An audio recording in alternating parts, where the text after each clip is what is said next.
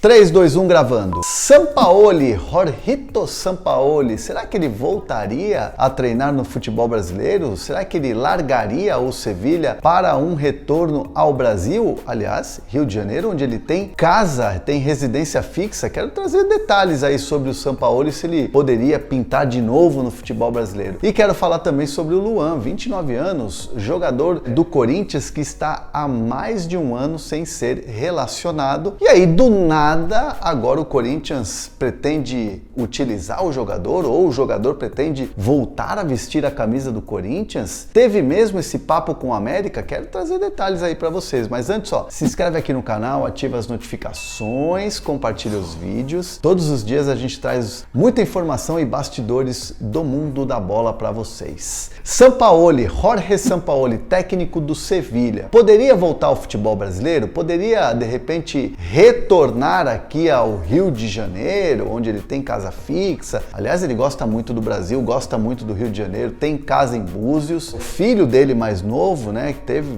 bem pequenininho, nasceu há pouco, é brasileiro, nasceu aqui no Brasil, ou seja, o Sampaoli tem raízes aqui, né? Técnico do Sevilha, tem contrato, sairia se de repente algum clube fizesse uma oferta? Bom, eu conversei com pessoas muito próximas do Sampaoli que me disseram o seguinte, que o Sampaoli não largaria um projeto, a não ser que ele tivesse assim algum indicativo de que de repente não querem que ele fique lá no Sevilha, né? Por mais que já aconteceram algumas cornetagens aí pro trabalho dele lá em Sevilha, o Sampaoli não tem essa garantia de que não vão continuar com o meu trabalho agora no final da temporada, que a temporada europeia termina no meio do ano. Tanto que ontem, né, ele venceu, né, lá na Europa o Fenerbahçe de Jorge Jesus, veja bem, o Sevilha venceu o Fenerbahçe pelo torneio europeu. Isso deu, sem dúvida nenhuma, uma moral, um respiro aí para o trabalho do Sampaoli. O Olympique de Marseille largou, o Santos ele acabou largando, né? Não teve aquela coisa de renovar contrato. Essa pessoa me diz que ele não é de largar um projeto ali no meio, a não ser que ele sinta essa falta de respaldo. Foi o que aconteceu no Olympique de Marseille, né?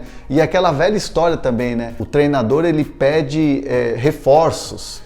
No time não tá bom, pede reforços. O time não vai dar reforços, ele vai embora. A saída dele no Santos foi no final de uma temporada. A saída dele do Olympique de Marseille também foi no final de uma temporada. Sim, saída do próprio Sampaoli. Quando essa pessoa que é muito próxima do Sampaoli me disse que não é para largar no meio, por exemplo assim, como foi agora.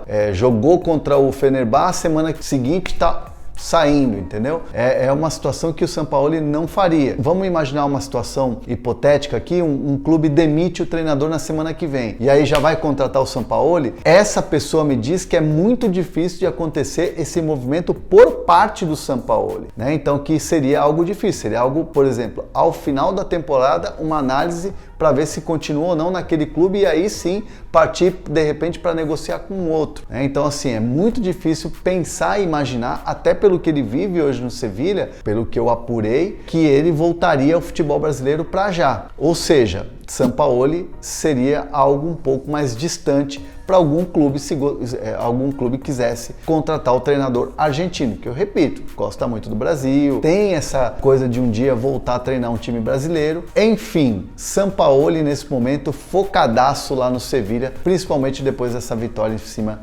do Fenerbahçe de JJ, Jorge Jesus. E para vocês, hein, seria uma boa para o Sampaoli voltar para algum time brasileiro? De repente Flamengo, né? Afinal de contas, Vitor Pereira está pressionadíssimo e a diretoria vai fazer uma análise mais criteriosa do trabalho do VP depois da participação do Flamengo no Campeonato Carioca, com título ou sem título do Cariocão. A diretoria vai fazer uma análise do trabalho do VP. Essa mesma diretoria que apostou nesse VP, né, nesse treinador, mesmo com Dorival Júnior sendo campeão da Libertadores e também campeão da Copa do Brasil.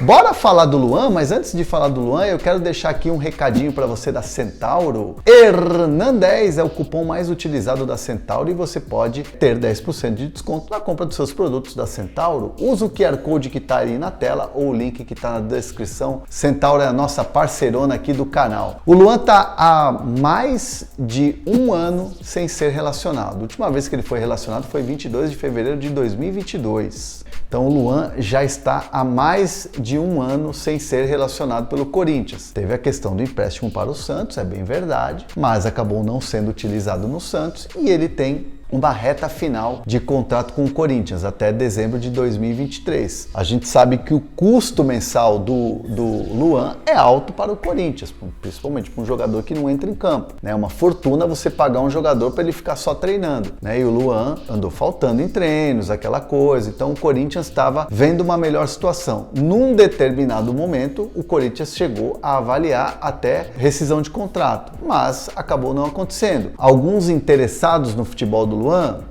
muito poucos. Essa questão do América, me disseram o seguinte, ontem eu mandei uma mensagem para uma pessoa que é muito próxima do Luan. Me disse assim, ó, não, esse papo de América esquece, não vai acontecer. Ou seja, tendo ou não a sondagem, é algo que não interessa ao Luan, é algo que não interessa nesse momento para o jogador. Sair por empréstimo ou por compra para o América Mineiro. Essa frase que me disseram, esquece o América Mineiro, não tem papo com o América Mineiro. Então o Luan, o Corinthians entende que é importante também, e aí vamos pensar também na estratégia do que fazer com o Luan. A partir do momento que você tem um Luan integrado, treinando e querendo buscar vaga no time, você mostra para o mercado, né? E aí é estratégia Corinthians, você mostra para o mercado que você tem um jogador ativo, que o seu ativo é algo que está funcionando ou que